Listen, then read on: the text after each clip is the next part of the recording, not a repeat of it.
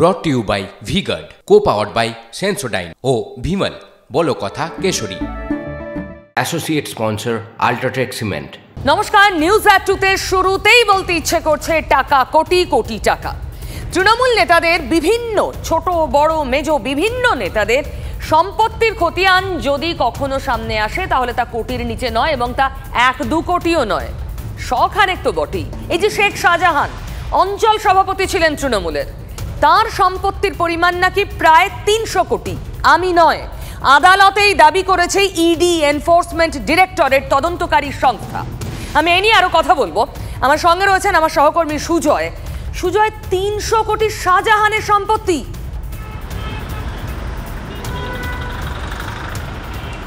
একেবারে দেখো, গতকাল শাহজাহান মামলায় ইডির আইনজীবী অরিজিৎ চক্রবর্তী বিশেষ ইডি আদালতে দাবি করেছেন যে শাহজাহানের ক্ষেত্রে এই জমি দখলের মামলায় এখনো পর্যন্ত তারা যে তথ্য পেয়েছেন সেই টাকার অঙ্ক 260 কোটি টাকা, অর্থাৎ প্রসিডস অফ ক্রাইম, যেটা ইডির ভাষায় বলা হয় যে দুর্নীতির টাকায় কেনা সম্পত্তি বা দখল করা সম্পত্তি, তার পরিমাণ 260 কোটি টাকা।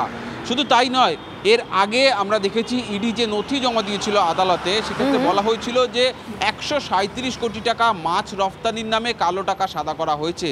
ফলে এদিকে 260, এদিকে যদি আমরা 137 কোটি টাকা ধরি, ফলে প্রায় 500 কোটি টাকার কাছাকাছি একটা হিসেবের অঙ্ক গিয়ে। সুজয়, আমি নিজের কানকে বিশ্বাস করতে পারছি না, প্লিজ আমার সঙ্গে থাকো। শেখ শাহজাহান তৃণমূলের একজন অঞ্চল সভাপতি, বিরাট বড় মাপের নেতা। আপনি তো এই ঘটনার আগে নামও শোনেননি শেখ শাহজাহানের। তার নাকি প্রায় 105 কোটি সম্পত্তি দাবি করছে তদন্তকারী সংস্থা। এই নিয়ে রাজনীতি থেমে থাকতে পারে? শুনুন কি বলছেন রাজনীতিকরা। এই যে 260 কোটি দেখতে পাচ্ছেন, এটা তো তার কাছে সেই 25%, 75% তো কালীঘাটে গেছে। তাহলে এখানে যদি 250 কোটি হয়, তাহলে পরে আপনারা ভাবুন এর 75%টা কালীঘাটে গেছে, কত আছে তার মানুষের। কারণ দোলা সেন তো মাইকের সামনে, ক্যামেরার সামনেই বলেছিলেন 25 রেখে 75 পৌঁছে দাও। শাহজাহান স্বাধীনতা সংগ্রামী, বিবেকানন্দের পুনর্জন্ম হয়েছে শাহজাহানের নামে। তো সেই জন্য ওদিকে আমরা যেরকম দেখেছি মা শারদার পুনর্জন্ম হয়েছে, এখানেও বিবেকানন্দের পুনর্জন্ম হয়েছে। যে রাজ্যের মুখ্যমন্ত্রী একে দরাজ সার্টিফিকেট দেন, এদিকে বলছেন মোদি ধ্বংস করে দিয়েছে দেশের অর্থনৈতিক ব্যবস্থাকে, আর তৃণমূল কংগ্রেসের নেতাদের যে সম্পত্তি বৃদ্ধি দেখা যাচ্ছে, তাতে তো মনে হচ্ছে অর্থনীতির চাঙ্গা আছে। তো ভালো ছেলে, সোনার ছেলে, মমতা বন্দ্যোপাধ্যায় সোনার ছেলে। আবারও বলার চেষ্টা করেছে, তৃণমূলের পক্ষ থেকে বলা হয়েছে ওনাকে সাসপেন্ড করার আগে একবার ভাবা দরকার ছিল। সব চোখে বিভীষিকা দেখছে, বুঝতে পেরেছে যে পশ্চিমবঙ্গে শাহজাহান শৌকতদের দৌলতেই পশ্চিমবঙ্গটা টিকে আছে, ওদের ভোট মেশিনারি আর ভোট করার পদ্ধতির উপরে। তো সেইটা এখন চলে গেছে, বুঝতে পারছে। অন্যায়ের সাথে তৃণমূল কংগ্রেস আপোষ করে না বলেই শেখ শাহজাহানের বিরুদ্ধে আমাদের সরকার, আমাদের প্রশাসন পদক্ষেপ নিয়ে তিনি এখন কারাগারের পিছনে রয়েছেন। বিজেপির ক্ষমতা নেই যে তাদের অভিযুক্ত কোনো নেতাকে তাদের প্রশাসন অ্যারেস্ট করে। বাকিটা তদন্ত সাপেক্ষ বিষয়, অবধি কোনোটাই তারা কমপ্লিট করতে পারেনি তদন্ত। যদি সত্যি হয় তারা দ্রুত তদন্ত শেষ করুক, সত্য সামনে আনুক। তৃণমূলের সাংসদ শান্তনু সেন বলছেন অন্যায়ের সঙ্গে আপোষ করে না তৃণমূল, তাই শাহজাহানের বিরুদ্ধে ব্যবস্থা নিয়েছে তৃণমূল কংগ্রেস। আবার ব্যবস্থা নেওয়ার পর তৃণমূল কংগ্রেসের নাম্বার 2 অভিষেক ব্যানার্জি বলেছিলেন পুনর্বিবেচনা করে দেখা উচিত, এখন তাই মনে হচ্ছে। এই মুহূর্তে আমার সঙ্গে রয়েছেন মৃত্যুঞ্জয় পাল, তৃণমূল কংগ্রেস নেতা। আমি তার সঙ্গে কথা বলবো। মৃত্যুঞ্জয়, শেখ শাহজাহান একজন অঞ্চল সভাপতি, তার প্রায় 500 কোটির সম্পত্তির দাবি তদন্তকারী সংস্থার। দেখুন, 500 কোটি না 5000 কোটি, সেটা যদি কারো মানুষের থাকতে পারে, সেটা দুর্নীতির মাধ্যমে হলে নিশ্চিতভাবে তার বিরুদ্ধে ব্যবস্থা নেওয়া উচিত। এবং মানে তার জন্য ভারতবর্ষের ইনকাম ট্যাক্স বলে একটা ডিপার্টমেন্ট আছে, এবং ভারতবর্ষ ইডি বলে একটা সংস্থা আছে, যেটা কেন্দ্রীয় সংস্থা। আমরা জানি আমরা তো বলি যে ভারতীয় জনতা পার্টির একটা শাখা সংগঠন, তবুও যদি শাখা সংগঠন হয়েও থাকে, তো ইনকাম ট্যাক্স ডিপার্টমেন্ট বা ইডি এতদিন কি করছিল আমরা জানি না। এখন দেখতে পারলাম এই ধরনের ঘটনা আমরা কিন্তু অতীতেও বহুবার দেখেছি। এই সম্পত্তিগুলো দাবি করা বা যে কোনো কেসের শুরুতে এগুলো বলে দেওয়া, কিন্তু ফাইনাল চার্জশিটের সময় ইডি কিন্তু অতীতেও দেখা গেছে কিছু প্রমাণ করতে পারেনি। আমি সাম্প্রতিক অতীতের একটা ঘটনা মনে করিয়ে দিই। ছগন ভুজবল মহারাষ্ট্র সদন কেলেঙ্কারিতে তার সম্পত্তি বাজেয়াপ্ত করা হয়েছিল, অ্যাটাচ করা হয়েছিল প্রায় 20 কোটি টাকার সম্পত্তি। ইডি ছগন ভুজবল যখন এখন বলা হয়েছে গত বছর ইডি হাইকোর্টে দাঁড়িয়ে, মহারাষ্ট্র হাইকোর্টে দাঁড়িয়ে হলফনামা দিয়ে বলেছে যে আমরা কেসটাকে উইথড্র করতে চাই ছগন ভুজবলের এগেইনস্টে। তো এই ধরনের ঘটনা আকাশে ভাসিয়ে দিয়ে 300 কোটি বা 3000 কোটি, 500 কোটি বা 5000 কোটি বা 50 কোটি দুর্নীতির মাধ্যমে হলে, যেমন অমিত শাহর ছেলে, যেমন শ্রমিক বাবু বলছিলেন 25-75, আমি জানি না অমিত শাহর ছেলের কুসুম প্রিন্সাপ কি মানে জাদু বলে 1000 গুণ সম্পত্তি বৃদ্ধি পায় উনি ওই কোম্পানির সিইও হওয়ার পরে। এই প্রসঙ্গে পরে আসবো, কিন্তু আপনি যে পয়েন্টটা তুললেন মৃত্যুঞ্জয়, আমি এই নিয়ে সুজয় আমার সহকর্মীর কাছে আরো একবার যাব। সুজয়, এটা তৃণমূল এই মুহূর্তে দাবি করতেই পারে অন্তত অতীত রেকর্ড থেকে যে এরকম অনেক সম্পত্তির কথা সত্যিই শোনা গেছে, সেটা কেষ্টমণ্ডল, সাইগাল হোসেন, কিন্তু চার্জশিটে দেখা গেছে তার যে প্রয়োজনীয় ডকুমেন্টস সাবমিশন সেটা পুরোটা হয়নি। এক্ষেত্রেও তারা এটাই বলছেন যে আবার একটা হাওয়ায় ভাসানো কাজ করছে ইডি।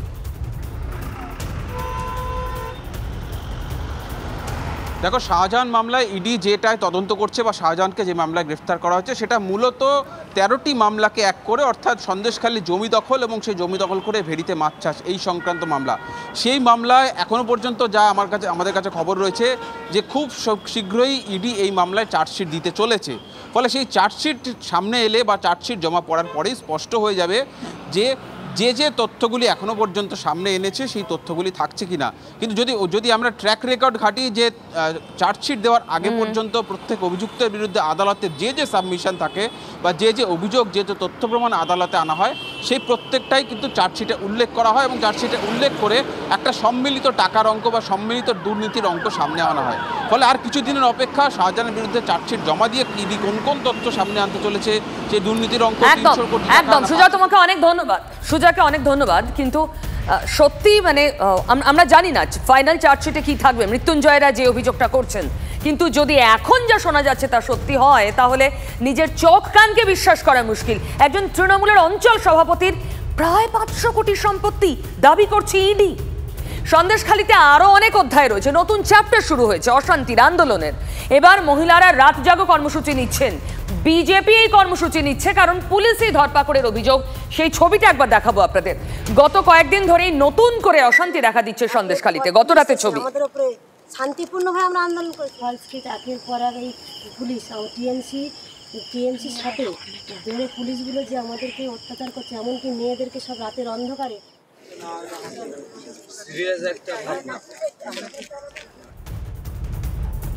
এখন কি অবস্থা? এই সন্দেশখালীতে নতুন করে অশান্তির অধ্যায় শুরু হচ্ছে কেন? সৌরভ, আমার অন্য সহকর্মী থেকে আমি আরো জানবো। সৌরভ। পিউদি, দেখো, ফেব্রুয়ারি এবং মার্চে যে আন্দোলন শুরু হয়েছিল, সেই আন্দোলনের পর যখন শেখ শাহজাহান গ্রেফতার হয়, তারপর কিন্তু সেই অর্থে সন্দেশখালীর মাটিতে মহিলারা কোনো মিছিল করছেন, বিক্ষোভ দেখাচ্ছেন, সেই ছবিটা ছিল না। সেই ছবিটা আবার তৈরি হলো। কেন তৈরি হলো? তৈরি হলো যখন এই নিস্তরঙ্গ হয়ে আসা আন্দোলনে সেখানে আবার একের পর এক ভিডিও প্রকাশিত হলো এবং সেই ভিডিও প্রকাশ করে তৃণমূলের পক্ষ থেকে দাবি করা হলো যে আসলে এই আন্দোলনটা ছিল পরিকল্পিত। সেই মুহূর্তেই তরঙ্গ তৈরি হলো এবং সেই সময় বিজেপি মহিলা কর্মী সমর্থকেরা তারা মাঠে নেমে পড়লেন। থানা ঘেরাও কর্মসূচি হলো রবিবার। সেখান থেকে তৃণমূল বিধায়ক সুকুমার মাহাতো, তাকে ধাওয়া করতে তারা পিছপা হলেন না। শাসক দলের বিধায়ক, তাকে ধাওয়া করলেন। শাসক দলের নেতাকে ধাওয়া করলেন।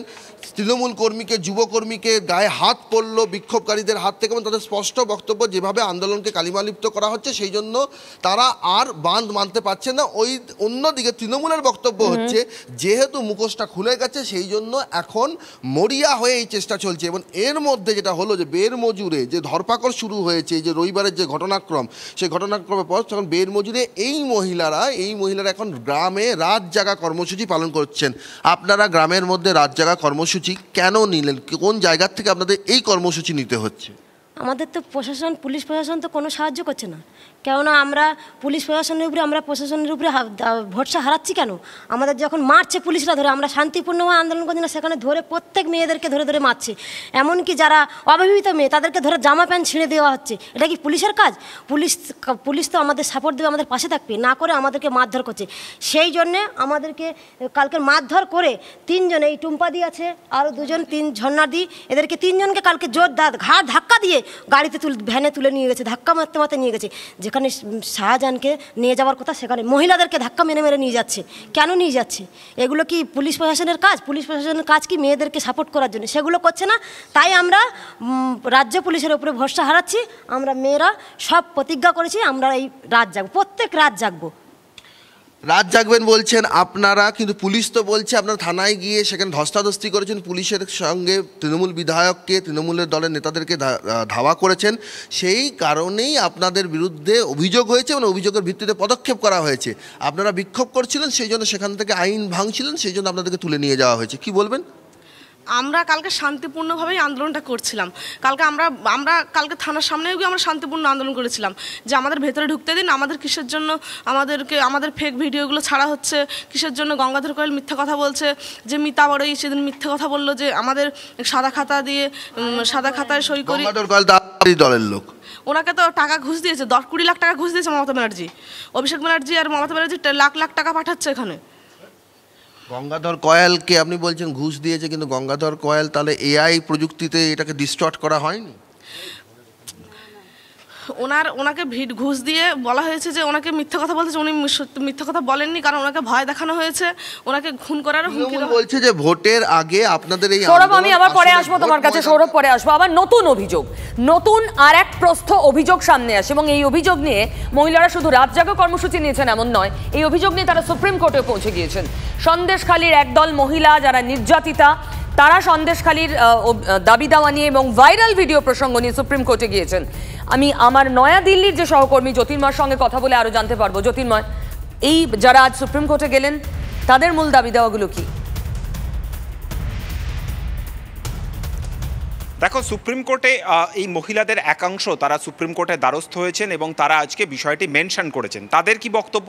তাদের বক্তব্য, কলকাতা হাইকোর্টে যে তদন্ত চলছে, কলকাতা হাইকোর্টের নির্দেশে যে সিবিআই তদন্ত চলছে, সেই সিবিআই তদন্তের পরিবর্তে সুপ্রিম কোর্টের তত্ত্বাবধানে একটি এসআইটি গঠন করা হোক এবং তারা এই সিট তদন্ত করুক।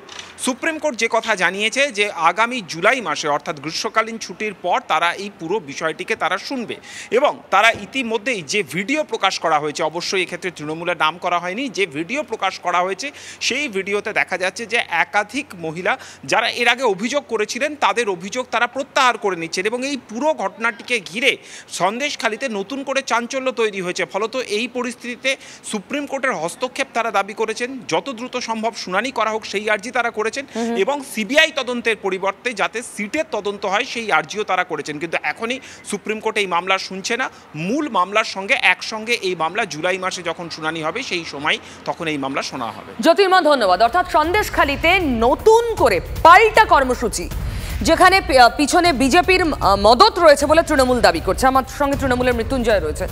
মৃত্যুঞ্জয়, আপনারা যে আন্দোলন, যেটা স্বতঃস্ফূর্ত আন্দোলন ছিল গ্রামের মহিলাদের, তাকে কালিমা লিপ্ত করছেন, এই অভিযোগ। না, আপনাদের প্রতিনিধির কাছে আজকে একটা নতুন কথা শুনলাম। মানে আমরা যেটা বলছিলাম আপনাদের প্রতিনিধির কাছে, ওই মহিলা যিনি আন্দোলনকারী তথাকথিত, আমি ধরে নিচ্ছি, তিনি বলে ফেললেন যে গঙ্গাধর কয়ালকে, আপনাদের প্রতিনিধি যখন জিজ্ঞাসা করলেন গঙ্গাধর কয়াল তো বিজেপি, তখন বলছে তৃণমূল কংগ্রেস পয়সা দিয়ে করিয়েছে। তার মানে ভিডিওটা ফেক একবারও বলতে পারছে না, সেই সাহস নেই। সুকান্ত মজুমদার বলতে পারেনি যে ভিডিওটা ফেক, শুধুমাত্র শুভেন্দু অধিকারী বলেছে, আর কেউ নয়। গতকাল শুভেন্দু বলেছেন ভিডিওটা চক্রান্ত করে করা হয়েছে, অবস্থান বদলেছে। তার মানে কিন্তু ভিডিও যাই হোক, তার পিছনে তৃণমূলের টাকা, লাখ লাখ টাকা, গ্রামের মহিলারাও বলছেন। আমার কথা হলো, যে লোকটা বলছে শুভেন্দু অধিকারী টাকা পাঠিয়েছে, শুভেন্দু অধিকারী 2000 টাকা দিয়ে মহিলাদের এই অভিযোগ করতে বলেছে, শুভেন্দু অধিকারী মোবাইল পাঠিয়েছে, শুভেন্দু অধিকারী অস্ত্র পাঠিয়েছে, সেখানে তো কোনো অবস্থাতেই কোনোবার, একবারের জন্য দুটো ভিডিও বেরিয়েছে, একবারের জন্য কোথাও তৃণমূল কংগ্রেসের কোনো নেতার নাম নেই। গঙ্গাধর কয়াল ওখানকার 2 নম্বর সন্দেশখালী 2 নম্বরের মন্ডল সভাপতি, তাকে তৃণমূল কংগ্রেস টাকা দেবে আর ভিডিও করে দেবে, আর সেখানে বারবার শুভেন্দু অধিকারীর নাম বলবে। তাহলে বিকেলবেলা শুভেন্দু না, আপনাদের কাছে তো ওই ভাইরাল ভিডিওটা ধ্রুব সত্য, যেটার ওনাস আপনারা নেন না, ওটা পোস্ট করেছে অন্য কেউ, সেটা আপনাদের কাছে ধ্রুব সত্য। 2000 আপনাকে বুঝতে হবে 2016 সালে বিজেপির পার্টি অফিস থেকে এরকম নারদারও একটা স্ট্রিং অপারেশনের ভিডিও সামনে আনা হয়েছে। তো পার্টি অফিস থেকে আপনারা পার্টি অফিস থেকে প্রকাশ করেছেন ভিডিও? না তো, আমরা বলছি ভুল বলছেন, কথাটা বুঝতে পারছেন না। তৃণমূল কংগ্রেস সাংবাদিক সম্মেলন করেও দেখিয়েছে, ওরাও যেমন নারদা পোর্টালের ভিডিওটা নারদার হিসাবে চালিয়েছিল, আমরাও যে পোর্টাল থেকে আপলোড হয়েছে আমরাও সেই পোর্টাল থেকে বলেছি। এইবার যে ভিডিওটা তো আপনারা দেখাচ্ছেন, বিচার চলছে যে বিষয়, সেই বিষয় এই ভিডিওটাকে আপনারা মনে করছেন ধ্রুব সত্য। আমরাও তো বলছি যে এই যে সুপ্রিম কোর্টে সিট গঠন করার দাবি জানাচ্ছে, ওয়েলকাম, সিট গঠন হোক, এই ভিডিওটাকে না হোক। ভিডিওটা এখন হায়দ্রাবাদের টেকনোলজি এত আছে, সেন্টারে হায়দ্রাবাদে পাঠিয়ে দেওয়া হোক, সেখানে গিয়ে ভিডিওটা কোনোভাবে কোনো টেকনোলজির মাধ্যমে এটা সত্যি ভিডিও না ফেক, সেগুলো সামনে আসুক, মানুষ জানুক। আমরা মৃত্যুঞ্জয়ের সঙ্গে থাকুন, এই তরজা চলতেই থাকবে যতক্ষণ না ভোট মিটছে। ভোটের দরকার সন্দেশখালী, সন্দেশখালীর দাবিদার তৃণমূলেও, সন্দেশখালীর পাল্টা দাবিদার বিজেপিও। এবার দেখার ভোটের বাক্সে কে কত বেশি সন্দেশখালীর ডিভিডেন্ড পায়। তবে এর মধ্যেই একটা অবাক করা কাণ্ড হয়েছে কয়লা কাণ্ডের, মানে কয়লা পাচার কাণ্ডে অন্যতম অভিযুক্ত অনুপ মাঝি লালা, সে হঠাৎ গিয়ে আত্মসমর্পণ করেছে কোর্টে গিয়ে আত্মসমর্পণ করে জামিনও পেয়ে গিয়েছে। কিন্তু এখানেই খটকা, হঠাৎ এই ভোটের মরশুম চলার সময় লালা বা অনুপ মাঝি আত্মসমর্পণ করলেন কেন, তার ছবিও দেখছেন। শ্রাবন্তীর সঙ্গে একটু কথা বলবো এই বিষয়ে পরিষ্কার হতে। শ্রাবন্তী, দেখো প্রিয়, টেকনিক্যাল যদি আমরা দেখি তাহলে এই গত মাসে নিম্ন আদালত থেকে একটিখানি নোটিশ পাঠানো হয়েছিল, সেখানে বলা হয়েছিল এই মাসের 21 তারিখের মধ্যে এই গোটা তদন্ত যেটা রয়েছে সেটা শেষ করতে হবে, চার্জশিট জমা দিতে হবে, ট্রায়াল শুরু করতে হবে, ইত্যাদি ইত্যাদি। যেহেতু সুপ্রিম কোর্টের একটা রক্ষা কবচ ইতিমধ্যেই লালা পেয়েছেন, সেক্ষেত্রে সেখানে সুপ্রিম কোর্টের একটা নির্দেশিকা ছিল যে তাকে নিম্ন আদালতের সমস্ত যে নির্দেশ থাকবে সেটা পালন করতে হবে। খুব স্বাভাবিকভাবেই তিনি এসে আত্মসমর্পণ করেছেন। কিন্তু শুধু কি এটা, নাকি এর পিছনে আর একটা রাজনৈতিক কারণও থাকতে পারে? আমরা দেখেছি অতি সম্প্রতি অমিত শাহ যখন আসানসোলে এসেছিলেন তখন কয়লা মাফিয়া তাকে রিসিভ করছেন, এরকম একটা ছবি দেখানো হয়েছিল কোথাও গিয়ে তৃণমূল কংগ্রেসের পক্ষ থেকে। এটা বলা হচ্ছে যে কোথাও গিয়ে যেভাবে অনুপ মাঝির যে লাল ডায়েরি, যার মাধ্যমে মন্ত্রী মলয় ঘটকের নাম এসছে, বাদজানি, অভিষেক, রুজিরা প্রত্যেককে জেরা পর্যন্ত করা হয়েছে, কোথাও গিয়ে বিজেপি পাল্টা আরেকবার স্মরণ করে দিতে চাইলো, এরকম একটা চাপও তার উপরে কাজ করা হতে পারে যে কয়লা ইস্যুটা একেবারে মরে যায়নি।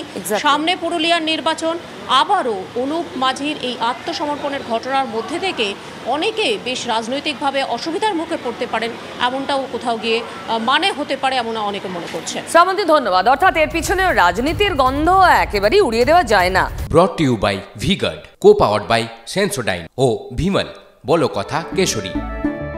Associate sponsor UltraTech cement.